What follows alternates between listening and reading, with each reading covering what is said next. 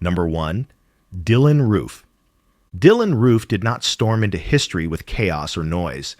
He entered quietly enough that no one saw him coming.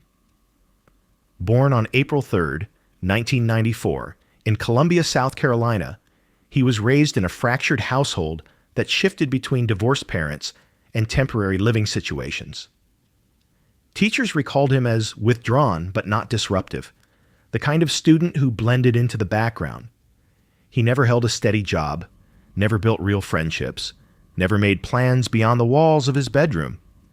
Instead, he spent years online, sinking into echo chambers that fed his growing resentment. He began documenting thoughts in private writings, beliefs that painted the world as an enemy he needed to confront. On June 17, 2015, Roof walked into Emmanuel African Methodist Episcopal Church in Charleston, one of the oldest historically black churches in the South. It was a Wednesday evening Bible study. Just a dozen attendees sat in a circle in the basement room, Bibles open. When Roof entered, they greeted him without hesitation. They welcomed him into their sacred space. He took a seat among them, pretending to participate, listening as prayers were spoken aloud. For 45 minutes, he sat silently. No one knew that tucked inside his fanny pack was a concealed Glock handgun, fully loaded. No one suspected that the stranger among them had come not to join, but to destroy. When he finally stood up, it was sudden. In seconds, panic filled the room. Survivors later reported that he said almost nothing. No warning, no shouting, just action. By the time law enforcement arrived, 9 members of the congregation had lost their lives where they prayed. Roof fled into the night as calmly as he had entered. There was no attempt to hide his identity, no disguise, no sense of urgency. It was as if he believed this moment alone would define him forever. The next morning, his face was everywhere. Police released surveillance photos and vehicle descriptions. The public was urged to stay alert. Just 14 hours after the attack, a woman in Shelby, North Carolina, spotted a suspicious car pulling out of a gas station. She quietly dialed police. Officers approached carefully. Roof did not run. He did not resist. He stepped out of the car with an eerie calm and surrendered. The entire country watched footage of his arrest, stunned by how ordinary he appeared. No rage, no panic, just stillness. During interrogation, Roof spoke openly. He described his actions without hesitation or remorse. Investigators listened in silence as he justified his decisions through twisted logic he had built online. He even asked officers if he would be allowed to watch television in jail.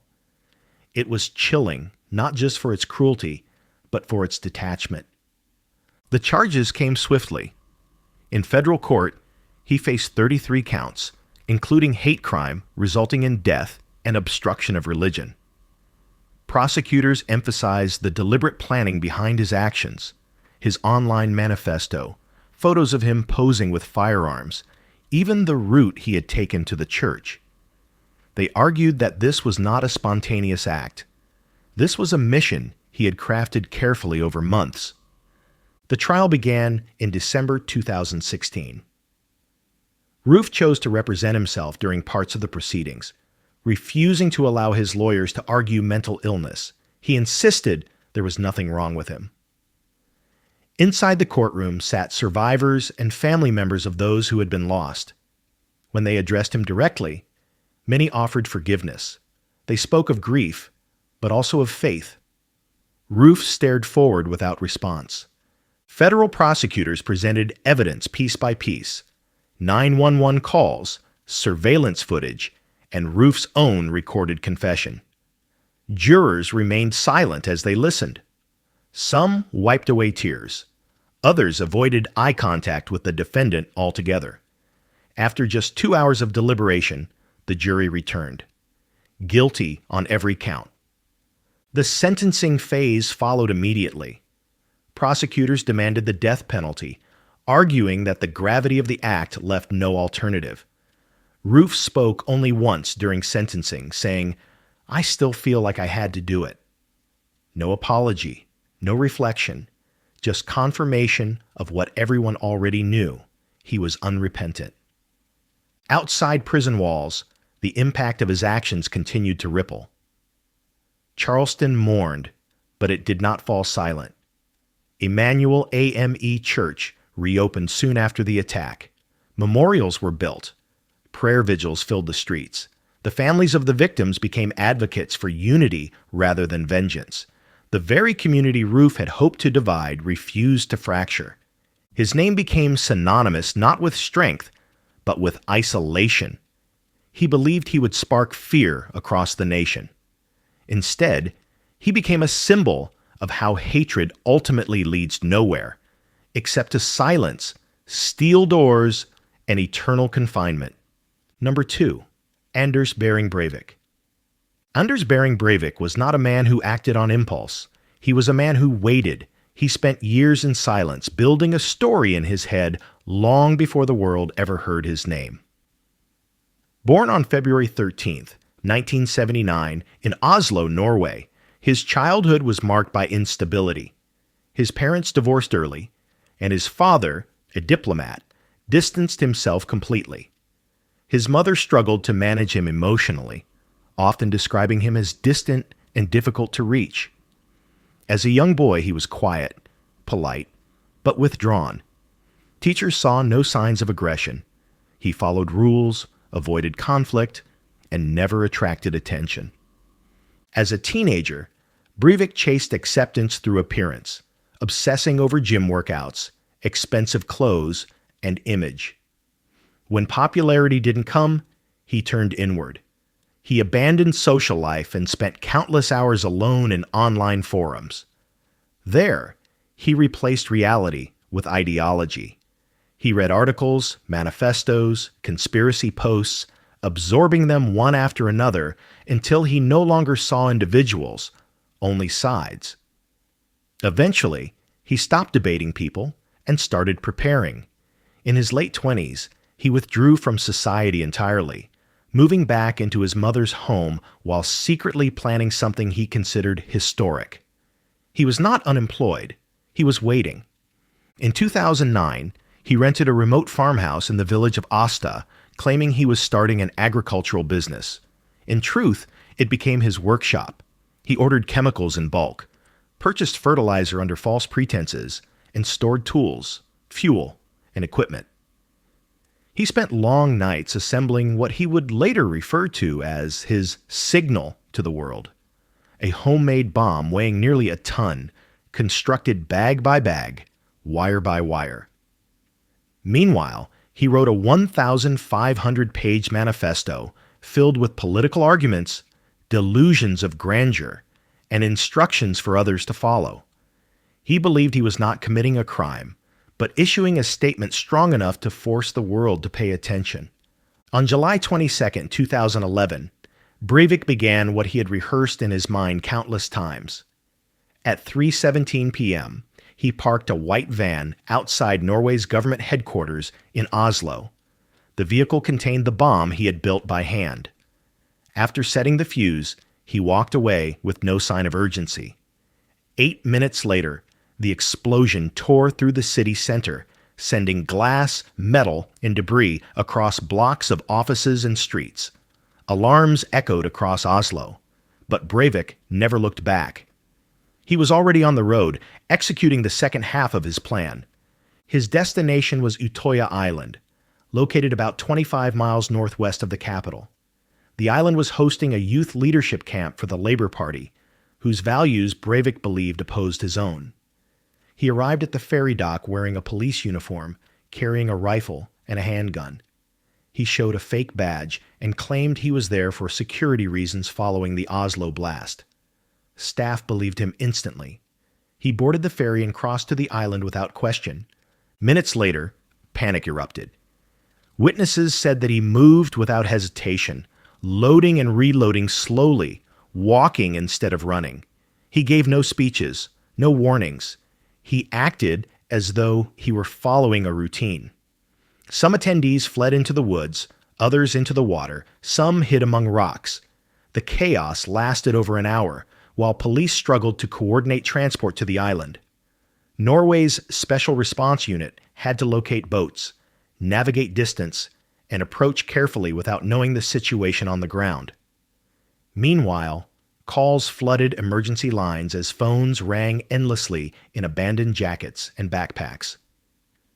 At 6:34 p.m., law enforcement finally reached him. When officers confronted Breivik, he did not run. He placed his weapon on the ground and raised his hands. He surrendered calmly, telling officers his task was complete. No resistance, no apology. He asked to speak to an attorney. In custody, he explained everything with unsettling clarity. He claimed he was acting to protect Europe. Investigators listened as he described his months of preparation. They found receipts for chemicals, photos he took of himself in pseudo-military poses, files documenting his research, and the full manifesto he had published online hours before the attack. It was evident this was not an emotional outburst. It was a campaign he believed would be studied. Breivik was charged with terrorism and premeditated violence. Norway does not use the death penalty, so prosecutors sought preventive detention, the harshest sentence available, a 21-year term with the option for indefinite extensions. Psychiatrists debated whether he was sane or delusional. Breivik rejected any suggestion of illness, insisting he would rather be declared fully responsible than considered impaired. He viewed guilt as weakness. He wanted to be seen as intentional. In April 2012, his trial began. Families of victims filled the courtroom. Some refused to look at him. Others stared directly, unblinking. Breivik attempted to deliver long statements about his ideology, but judges cut him off. He demanded recognition. The court refused to give it. Witness after witness described the panic on the island. Survivors recounted pretending to be lifeless to avoid detection. Parents testified of final phone calls from children hiding in fear. Breivik listened without reaction. On August 24, 2012, the verdict was delivered. He was declared sane and fully responsible. He received 21 years of preventive detention, with the condition it could be extended for life without release. He was transferred to Skien prison, placed in near-complete isolation in a 3-room unit separated from other inmates for safety. Even those convicted of the country's worst crimes rejected him. He was kept alive only by policy, not by protection. He remains in isolation to this day, confined to silence. Number 3, Nikolas Cruz. Nikolas Cruz was not an unfamiliar face to those who lived in Parkland, Florida. Born on September 24, 1998, he was adopted as an infant along with his younger brother by Linda and Roger Cruz, an older couple who wanted to give both boys a better life. For years, neighbors saw what seemed like ordinary suburban parenting: birthday parties, school drop-offs, bikes in the driveway. But inside the home, stability was crumbling. His adoptive father died in 2004 when Nikolas was just 6. That loss reportedly changed him. He became more withdrawn, more restless. His mother did everything she could to manage his escalating behavior, but she struggled to control him. Teachers began reporting outbursts. Counselors noted emotional issues. He was transferred between schools repeatedly, from regular classes to alternative programs designed for students who needed constant supervision. He wasn't invisible. He was a warning signal no one could fully interpret, until it was too late. By adolescence, Cruz had already built a reputation among students as unpredictable. Some described him as quiet one moment and explosive the next, prone to angry disruptions in class. He was fascinated with weapons, talking frequently about knives and firearms, often posting about them online. He began uploading photos of himself, holding rifles and wearing tactical vests. Some classmates unfollowed him out of discomfort. Others reported his posts to school staff. At one point, he was even banned from carrying backpacks on campus due to safety concerns. Yet after years of intervention attempts, the system eventually released him. He withdrew from school in 2017. That same year, his adoptive mother, his last stable figure, died from illness. With no parents left, he moved between the homes of friends, carrying grief that no one fully understood. On February 14th, 2018, Cruz returned to Marjory Stoneman Douglas High School, where he had once been a student. He arrived by Uber shortly before 2:20 p.m., carrying a rifle case and a backpack full of loaded magazines. Surveillance cameras later showed him walking calmly through the halls.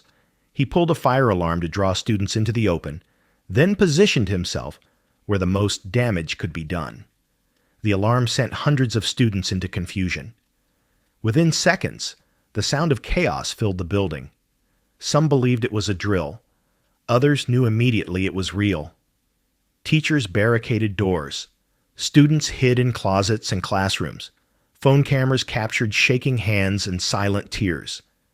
The attack lasted roughly 6 minutes before Cruz dropped his weapon and slipped out of the building, blending in with fleeing students.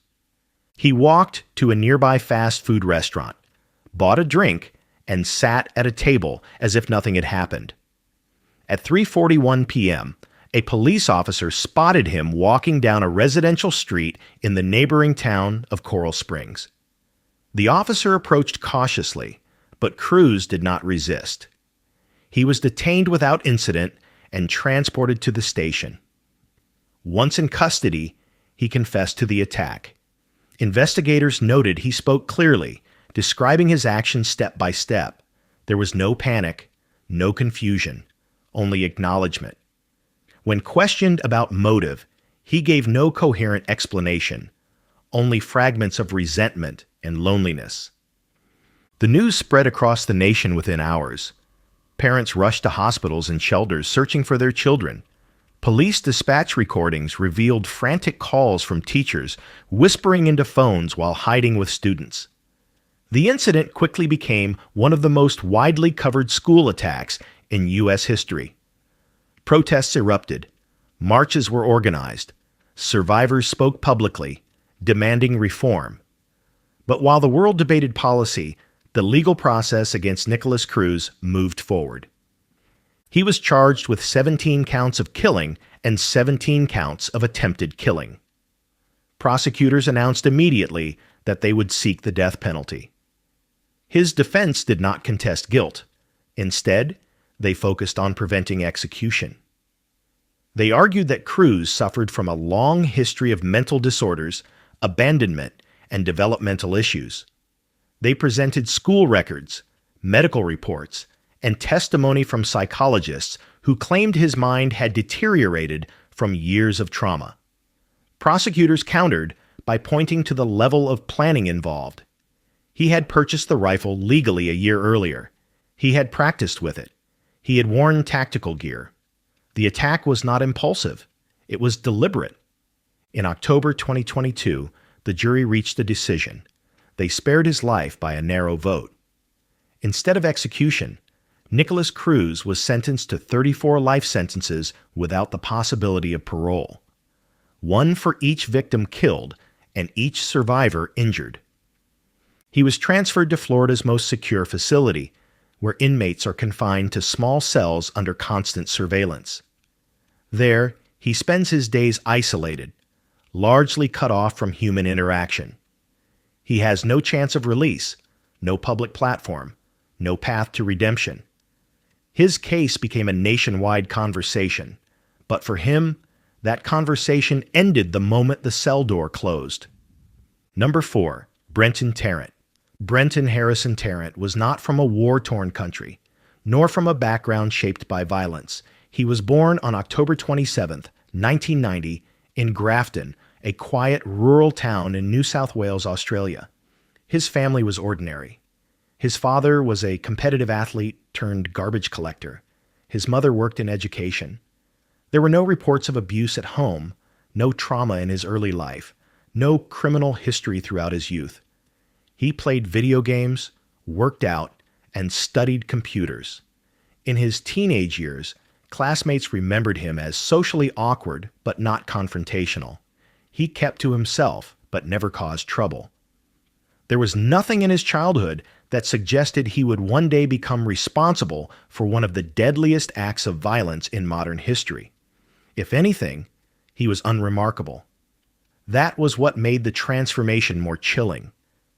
He was not shaped by suffering. He was shaped by obsession. In his early 20s, his father passed away from cancer. After receiving an inheritance, Tarrant left Australia and began traveling extensively. He visited Europe, Asia, and the Middle East, claiming later that his exposure to certain political tensions influenced his worldview. Instead of broadening his perspective, travel narrowed it. He began spending long nights online, consuming extremist writings, conspiracy theories, and violent propaganda. He believed he was studying history. In reality, he was rewriting it in his own mind. For years, he lived like a ghost. No long-term job, no committed relationships, no permanent home, drifting from place to place while quietly assembling a worldview built on fear and superiority. He did not shout it in public. He refined it in silence. In 2017, Tarrant moved to New Zealand and settled in the quiet city of Dunedin. He joined a local gym, kept mostly to himself, and maintained a calm public image. Behind closed doors, he was preparing. He legally obtained firearms licenses and purchased multiple weapons, modifying them and inscribing them with references to historical battles and previous attackers. He outlined his intentions in a manifesto drafted over months, filled with lengthy justifications and warnings. In his mind, he was not a criminal. He was a symbol waiting to be activated. On March 15th, 2019, Tarrant set his plan into motion. It was a Friday afternoon, the main congregational prayer day for Muslims worldwide. At 1:40 p.m., he pulled up to Al-Noor Mosque in Christchurch, wearing tactical gear and carrying multiple firearms. He activated a body-mounted camera and began live streaming. Without a word, he approached the entrance and started firing. Worshippers who had gathered for prayer were thrown into panic. Some believed at first it was fireworks. By the time realization set in, there were few options for escape. Tarrant moved with methodical precision. He returned to his car to retrieve more weapons and re-entered the building without hesitation. He then drove across town to Linwood Islamic Center, arriving around 1:55 p.m. Again, he approached and carried out the same plan. By this point, police were converging from multiple directions. Driving away from the second mosque, Tarrant's vehicle was rammed from the side by officers. He was pulled from the car and restrained. Even during arrest, he did not resist. He appeared calm, almost indifferent. Within hours, the footage of his live stream had spread across social media, forcing platforms worldwide to scramble to contain it. New Zealand, a country rarely associated with such violence, was left in shock. While in custody, Tarrant told investigators he intended to continue further attacks if he had not been stopped. He offered no apology. He spoke about his actions as if he had fulfilled a duty. Officials charged him with 51 counts of killing, 40 counts of attempted killing, and 1 count of engaging in an act of terrorism under New Zealand's newly established laws. The trial was initially set for mid-2020, but before proceedings began, Tarrant unexpectedly changed his plea to guilty on all charges. There would be no prolonged courtroom debate, no attempt at defense. Survivors and families were allowed to deliver impact statements directly to him. One by one, they spoke of loss, fear, and resilience. Tarrant stared forward, offering no visible reaction. On August 27, 2020, the judge delivered his sentence. Brenton Tarrant became the first person in New Zealand's history to receive life imprisonment without the possibility of parole. The judge stated plainly that he would never walk free again, calling his actions inhuman. He was transferred to a maximum security facility, placed under strict isolation protocols. Today, Tarrant wakes each morning to silence. There are no speeches, no audience, no movement beyond steel and concrete. He believed he would inspire a movement. Instead, he became an example of how swiftly society can contain hatred when it exposes itself. His name survives only in legal records and court documents. There are no monuments, no followers, no legacy beyond permanent isolation. He remains incarcerated in New Zealand under life imprisonment without parole, his future sealed by his own actions. Number 5. Joseph James DeAngelo, the Golden State Killer. Joseph James DeAngelo lived 2 lives. One was ordinary, the life people saw.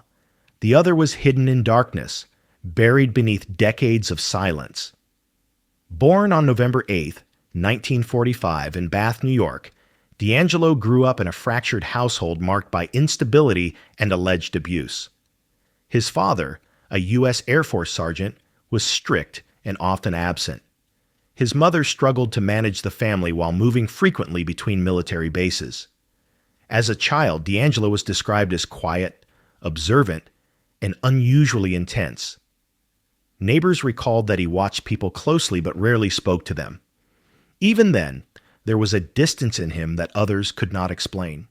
After high school, DeAngelo enlisted in the U.S. Navy and served during the Vietnam War. He returned home decorated, but changed. Military life had given him discipline, but it had also taught him how to stalk, surveil, and overpower. Instead of pursuing a civilian path, he entered law enforcement. In 1973, he joined the Exeter Police Department in California. Later, he became an officer in Auburn, near Sacramento. His colleagues saw him as strict, controlled, and intensely private. He demanded order. He issued tickets relentlessly.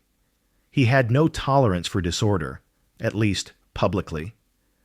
But while he upheld the law by day, investigators later learned that he was studying the weaknesses of others by night. Beginning in 1974, California saw a wave of home invasions across Visalia. A masked intruder would break into houses, often while the occupants slept. He stole small items, coins, jewelry, photos, objects of no real value except to disturb. Police dubbed him the Visalia Ransacker. They increased patrols, set traps, and established surveillance. But he always slipped away. At least one confrontation ended with a resident being killed at the scene after spotting him fleeing. When the pressure became too intense, he vanished, only to reappear miles north in Sacramento County under a new name, the East Area Intruder. His method escalated. He would stalk homes before entering, studying routines, learning floor plans. He often called victims beforehand, whispering threats, or simply breathing into the phone. Once inside, he displayed chilling patience. He tied up residents and stayed for hours, ransacking calmly while speaking in hushed, rehearsed tones. More than 50 households were attacked between 1976 and 1979. Police launched massive task forces. Towns held community meetings. Families bought dogs, floodlights, and guns, yet the intruder remained uncatchable. Then, in 1979, something changed. DeAngelo was fired from the police force for shoplifting dog repellent and a hammer. Small items, but enough to end his badge. He told the department he was framed. In truth, he had been arming himself. Within months, a new assailant appeared hundreds of miles away, this time in Southern California. Now he was known as the original Night Stalker. He did not break into empty houses anymore. He targeted couples. He waited until they slept, then entered silently.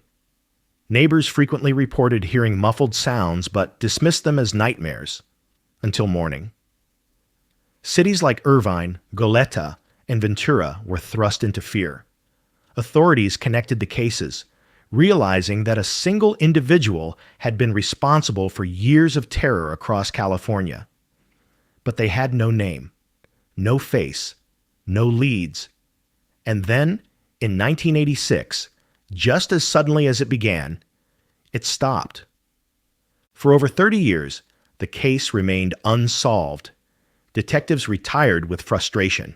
Files gathered dust. But families never forgot. In 2016, renewed efforts brought DNA technology into play. Investigators uploaded genetic material from old crime scenes to public genealogy databases, the kind used for ancestry research. Within months, the results narrowed to a family tree. From there, one name stood out: Joseph James DeAngelo. DeAngelo was charged with multiple counts of killing and assault across 6 counties. Prosecutors sought life imprisonment. To avoid the death penalty, DeAngelo pleaded guilty in 2020 to 13 killings and 13 related offenses, while admitting responsibility for dozens more attacks beyond the statute of limitations. During the hearings, survivors and relatives faced him directly. Some spoke with trembling voices, others with steady resolve. DeAngelo sat motionless in a wheelchair, head down, offering no defense.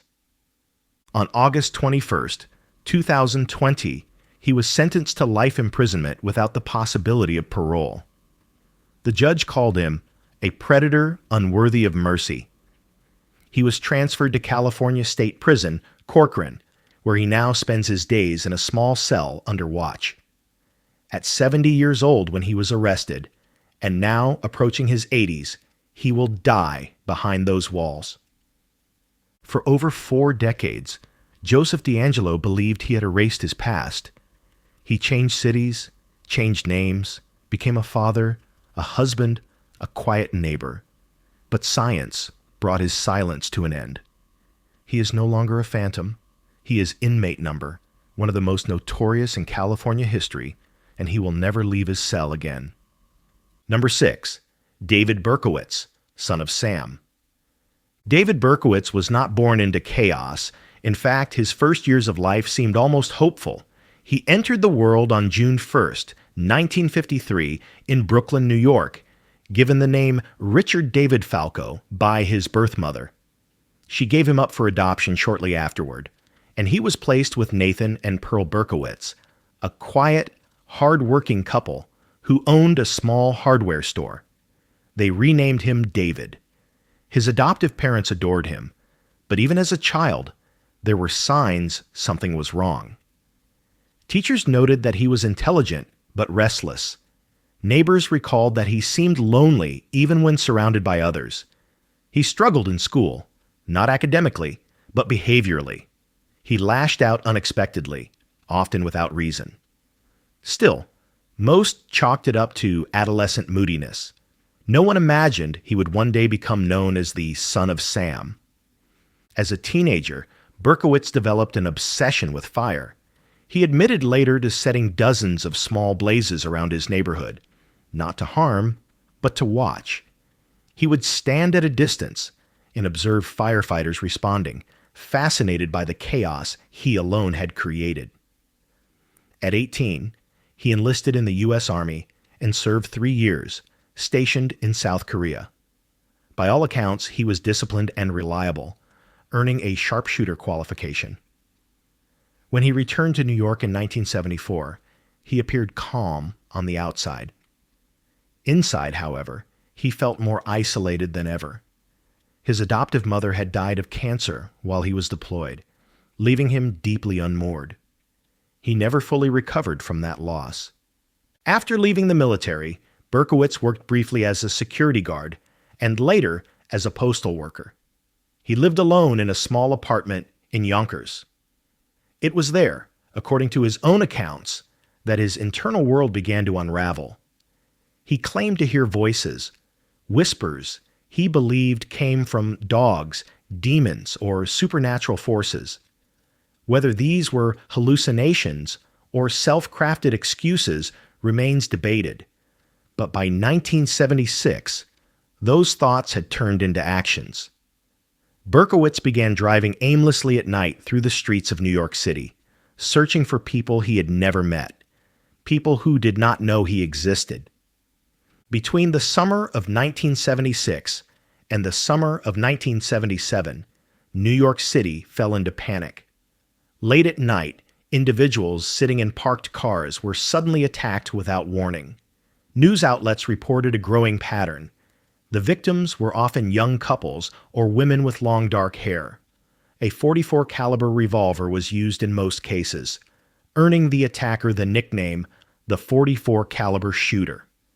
Police formed a massive task force, interviewing thousands of citizens and following every lead.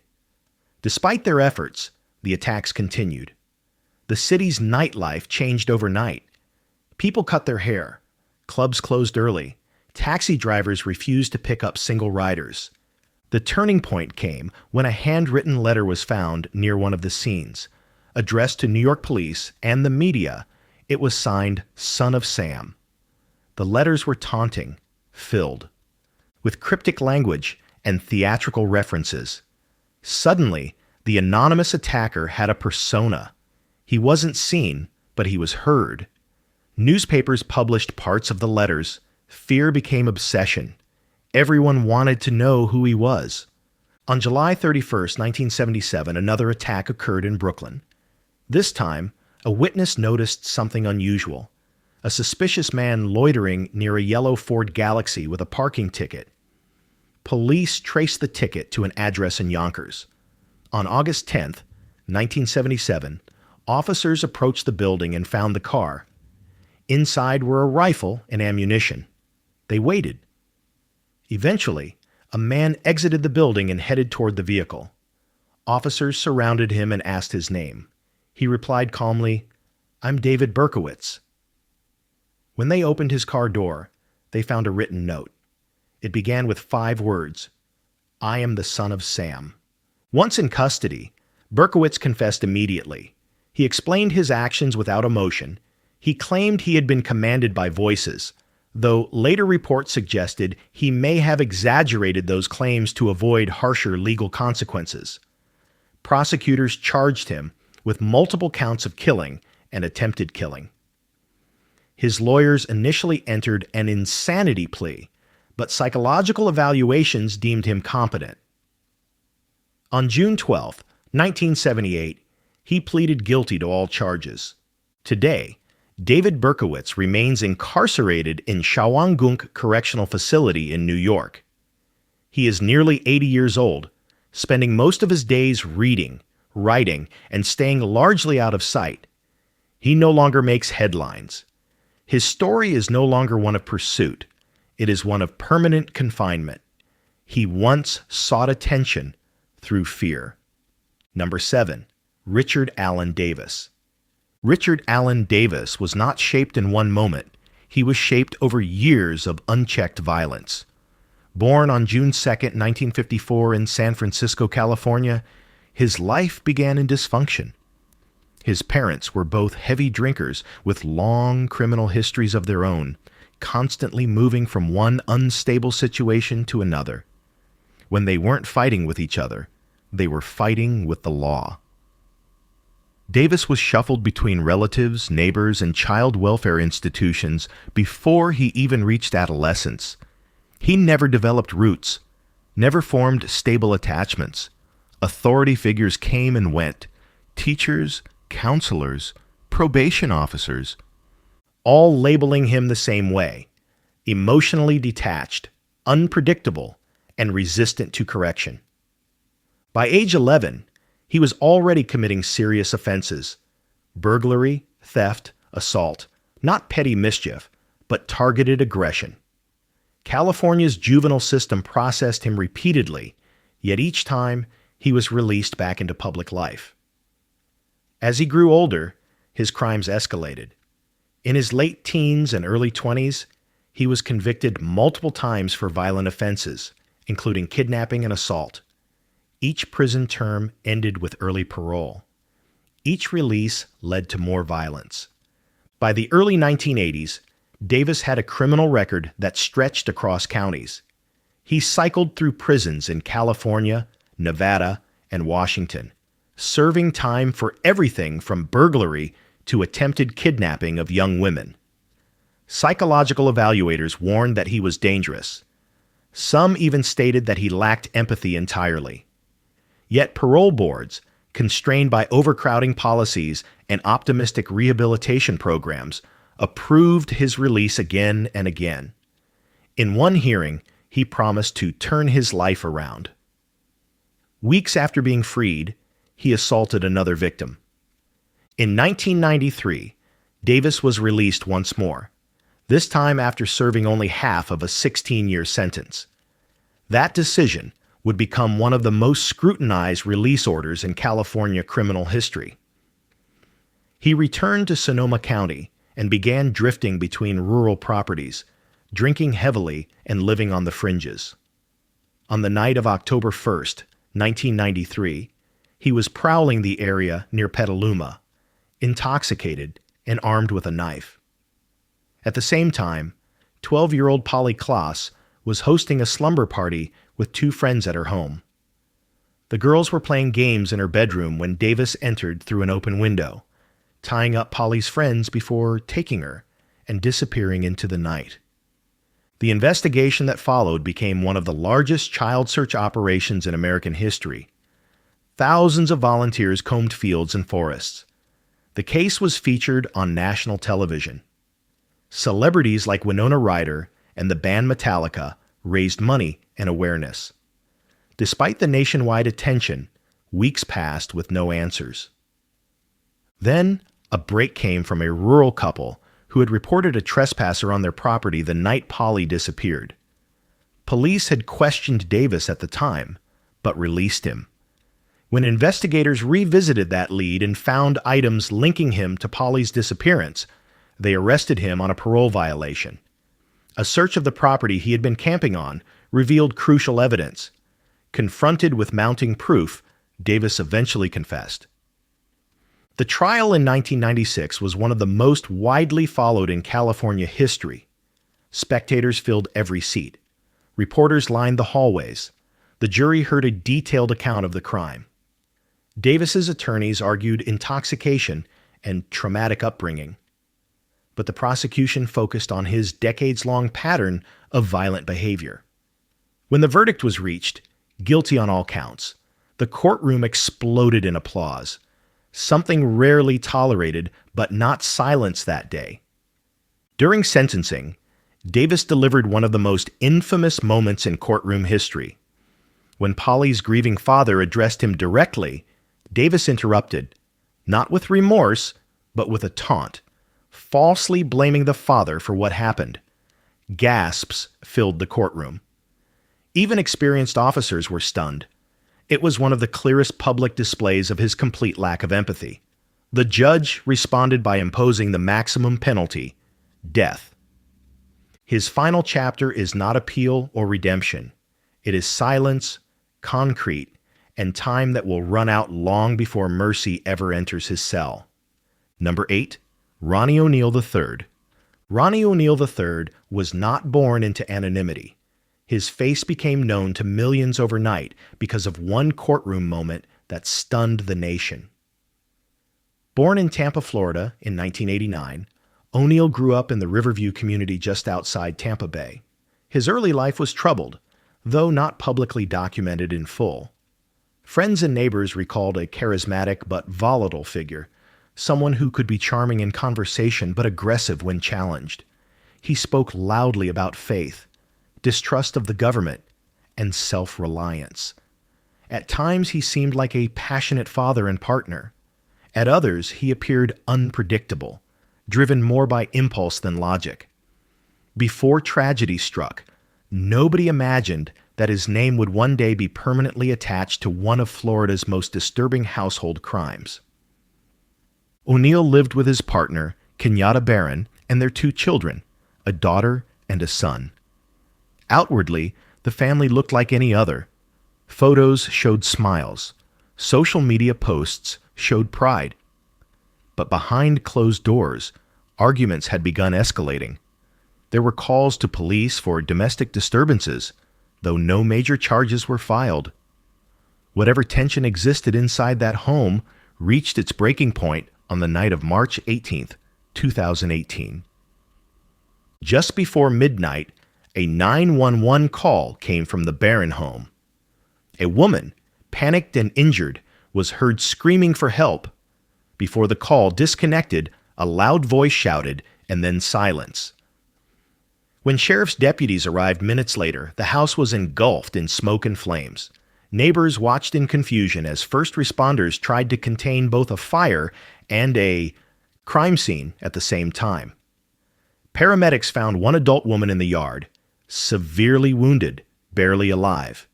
She later died at the scene. Inside the home, firefighters discovered a young child who had also lost their life before the fire consumed the structure. Authorities located a second child, badly injured but alive, fleeing from the house. That child would later become the most unexpected key witness in the entire case. Ronnie Oneal was found walking outside, covered in blood. He was detained immediately. Investigators pieced together a timeline that pointed directly to him as responsible. Forensic evidence tied him to every act of violence inside the home. First responders reported hearing him shouting religious phrases as he was taken into custody. There was no mystery about who had committed the act. The only remaining question was why. Once arrested, Oneal refused to accept legal representation. He insisted on defending himself in court, a rare decision for someone facing the death penalty. His trial in June 2021 quickly gained national attention due to his explosive behavior in the courtroom. Rather than present a measured argument, Oneal delivered long, chaotic speeches. He raised his voice at jurors, accused prosecutors of lying, and repeatedly declared conspiracy against him. At one point, he screamed so loudly that courtroom recordings distorted. Viewers described it as surreal, more like a performance than a defense. But the most unforgettable moment came when Oneal chose to cross-examine his own son, the sole surviving witness, who testified remotely because of his young age. The child calmly stated, when asked who hurt the family, "You did." The entire courtroom fell silent. During sentencing, prosecutors sought the death penalty. Under Florida law, jurors must vote unanimously for execution. In Oneal's case, they did not reach that unanimity. Instead, the court imposed life in prison without the possibility of parole. The judge, delivering the sentence, looked directly at Oneal and said, "This is the most horrific case I have ever seen in my 40 years in this courtroom." Even then, Oneal had no remorse. He raised his voice to declare he would see everyone again in the afterlife. He will never walk free again. Number 9. Abu Hamza al-Masri. Mustafa Kamel. Mustafa arrived in Britain as a young man with the kind of quiet ambition that could have led to any ordinary life. Born in Alexandria, Egypt, in April 1958, he moved to the United Kingdom in his early 20s to study and work. For a time, he held odd jobs, married a British woman, and raised a family. To neighbors, he appeared to be another immigrant building a life in London, a man who had left home for new opportunities and settled into the rough rhythm of day labor, prayer, and community. What shifted was gradual but unmistakable. By the late 1980s and into the 1990s, Mustafa had embraced a new public identity as a cleric and adopted the name Abu Hamza. His appearance became as notable as his voice. He had lost both hands and one eye in an incident he later described in different ways, and he began wearing the metal hooks that would become a defining image. He was tall, imposing, and capable of filling a room. He spoke in a booming baritone from mosque pulpits and on videotapes that made their way around more than just congregations. People came for comfort and left with a message that in some corners felt like a call to division rather than unity. The place most associated with his rise was the Finsbury Park Mosque in North London. Once a neighborhood institution, it began to change under his influence. Where the mosque had previously focused on community services and worship, critics and intelligence officers later said it had become a gathering point where hardline rhetoric circulated and where young men were exposed to increasingly radical ideas. Over time, authorities and journalists linked a number of violent actors, some later implicated in international attacks and plots, to networks that had intersected with the mosque.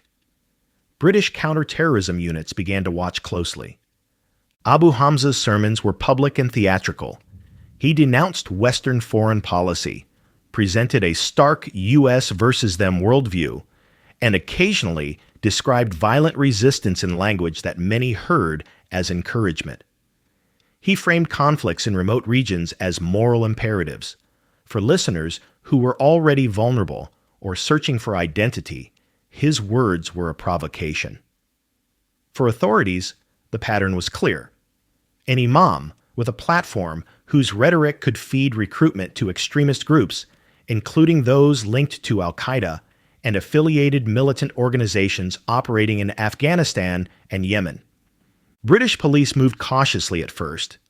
The country's strong protections for speech and religion required that authorities build a clear legal case before curtailing a preacher's public platform. Investigators compiled recordings, collected testimonies from former congregants, and traced networks of contacts across borders. In 2004, domestic prosecutors charged Abu Hamza with incitement to violence among other offenses.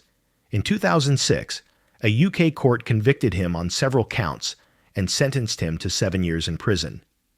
That conviction was only the beginning of a far longer legal battle. While he served time in Britain, American prosecutors pursued more serious allegations. The United States filed extradition requests accusing him of conspiracy to establish a training camp in Oregon, of facilitating hostage-taking in Yemen, and of providing material assistance to violent groups overseas. U.S. authorities presented a narrative in which he did not act alone as a preacher, but served as a facilitator, using his position, contacts, and rhetoric to help others move from words into violent action. For years, his legal team fought extradition on human rights grounds, arguing that he faced an unfair trial or harsh treatment if sent to the United States. The extradition battle was lengthy and complex. British courts reviewed the evidence, examined his health and detention conditions, and considered the diplomatic implications of sending a high-profile defendant across the Atlantic. Civil liberties organizations weighed in on both sides, concerned about free speech limits and equally concerned about public safety. Ultimately, in 2012, the British courts approved extradition. He was flown to the United States under heavy security. Tried in federal court in New York in 2014, Abu Hamza faced an array of charges that did not allege he personally carried out international attacks, but accused him of supporting, organizing, and facilitating them. Prosecutors presented witness testimony, intercepted communications, and financial records demonstrating that he had been part of networks that sought to recruit, train, and assist militants. They pointed to his role in helping coordinate movements and in promoting material support for violent groups, including organizations aligned with or inspired by al-Qaeda affiliates in the region. Defense lawyers argued that his activities were protected religious or charitable works gone wrong, or that they had been misinterpreted by authorities.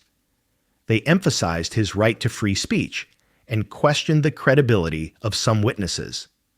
But the prosecution's case painted a consistent picture. A public figure who used the authority of a mosque and the reach of modern communications to channel resources and rhetoric toward violent ends.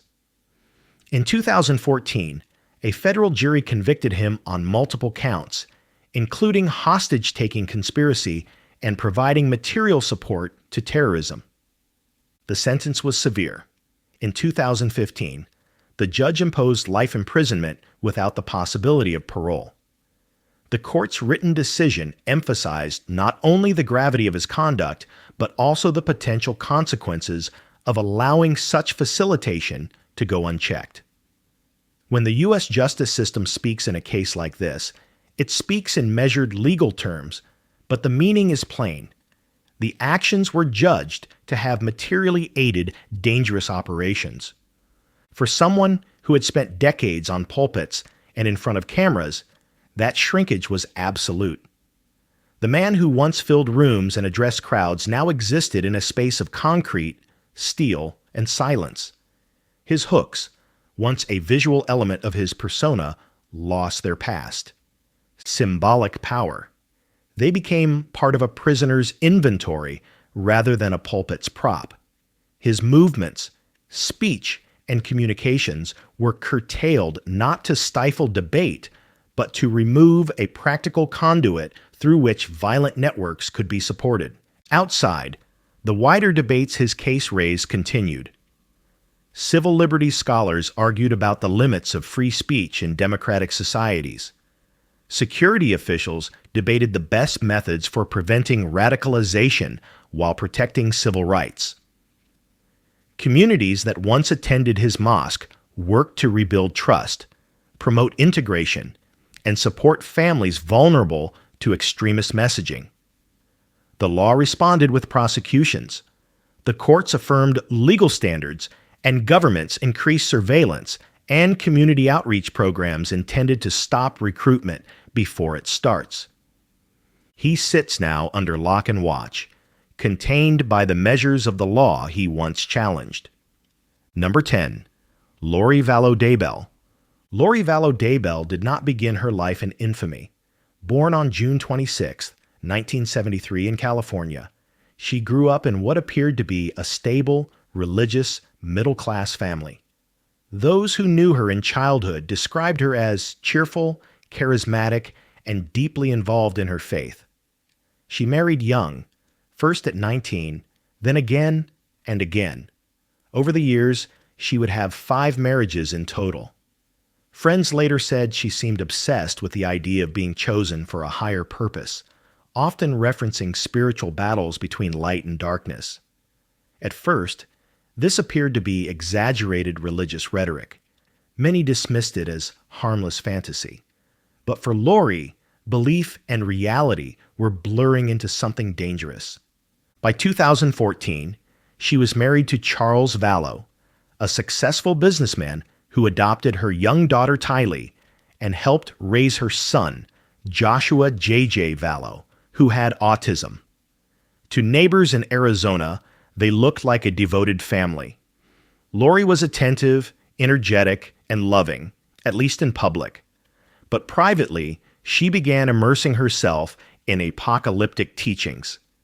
She became obsessed with doomsday podcasts, near-death testimonies, and fringe authors who spoke of spiritual wars on Earth. That was when she met one of those authors, Chad Daybell. In July 2019, Charles was shot and killed by Lori's brother, Alex Cox, inside Lori's home. Alex claimed self-defense, saying Charles had attacked him, and police initially accepted the story. Lori seemed unfazed. Within weeks, she moved to Idaho, bringing Tylee, then 16, and JJ, then 7. She began spending more time with Chad Daybell, whose own wife, Tammy, was reportedly healthy, until suddenly she wasn't. In October 2019, Tammy died in her sleep at the age of 49. Her death was ruled natural at first. 10 days later, Lori and Chad flew to Hawaii and secretly married. Back in Idaho, family members started asking questions. No one had seen Tylee or JJ in weeks. Police launched welfare checks. Lori told officers that JJ was staying with friends. That turned out to be false. When authorities ordered her to produce the children, she refused. She left Idaho again and returned to Hawaii with Chad, without either child. National attention erupted. Where were Tylee and JJ? Why were Lori and Chad avoiding every question? Why were 2 spouses suddenly dead and 2 children missing? In February 2020, Lori was arrested in Hawaii and extradited to Idaho. Even behind bars, she refused to explain where her children were. Months passed with no answers. Then, in June 2020, investigators searched Chad Daybell's property.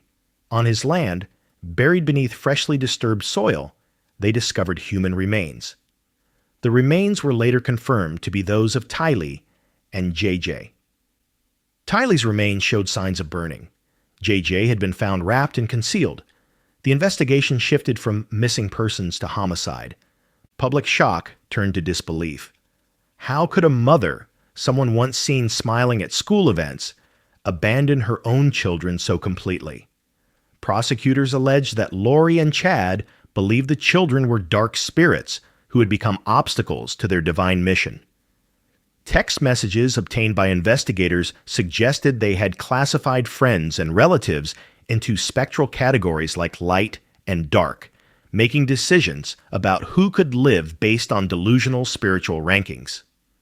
In 2023, Lori Vallow Daybell stood trial in Idaho. The courtroom was filled with grieving relatives, reporters, and spectators still trying to understand how faith could become fanaticism. The prosecution presented digital messages, travel records, and testimony from former friends who described Lori's descent into obsession. They argued that she orchestrated not only the deaths of her children, but also played a role in the deaths of both her husband and Chad's wife. The defense attempted to argue mental instability, but the jury saw intent. They saw planning. They saw choice. After 6 weeks of testimony, the jury reached a verdict: guilty on all counts. Lori was convicted of killing both of her children and of conspiracy to kill Chad's wife, Tammy Daybell. At sentencing, the judge condemned her actions as the most shocking betrayal a mother can commit. He sentenced her to life in prison without the possibility of parole. Instead, the only world she will ever see again is made of cement, steel, and locked doors.